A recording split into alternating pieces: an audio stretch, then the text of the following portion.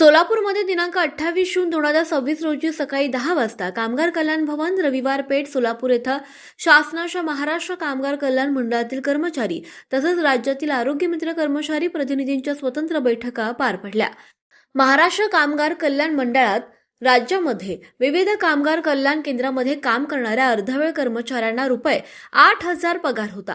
राष्ट्रीय श्रमिक आघाडीच्या सभासद असलेल्या या सभासदांना समान काम समान वेतन मिळावं यासाठी गेले अनेक वर्ष राष्ट्रीय श्रमिक आघाडी संस्थापक कामगार नेते यशवंत भाऊ भोसले यांच्या नेतृत्वात लढा सुरू आहे। मुंबई उच्च न्यायालयात देखील त्याकरिता दाद मागितलेली। त्याच पार्श्वभूमीवर आता या लढ्यास यश आलंय।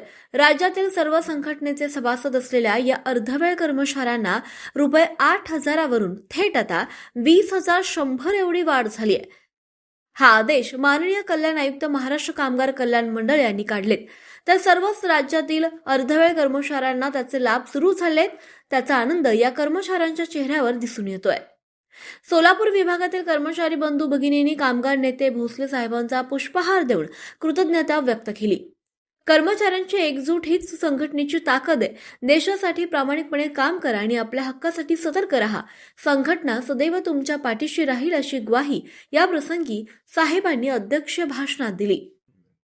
राष्ट्रीय श्रमिक आघाडीचे उपाध्यक्ष श्री बाळासाहेब आंधळकर, श्री समर्थ तालीकोटी, श्री सचिन आवडे, श्रीमती ज्योतिताई हंसे, सेजलताई सुतार इत्यादी पदाधिकाऱ्यांची यावेळी भाषणं झाली। संघटनेच्या वतीनं सर्वांचे स्वागत श्री अमोल घोरपडे यांनी केलं, तर श्री समर्थ तालीकोटी यांनी आभार मानले। दुपारी 12:30 वाजता तुळजापूरकडे भोसले साहेबांचा दौरा वळवण्यात आला। तेज तुफान न्यूज साठी मुख्य संपादक अय्यूब शेख, सोलापूर। आपण पाहत आहात तेज तुफान न्यूज, न्यायिक व निर्भीड बातम्यांचे सर्वांचे आवडते नेटवर्क।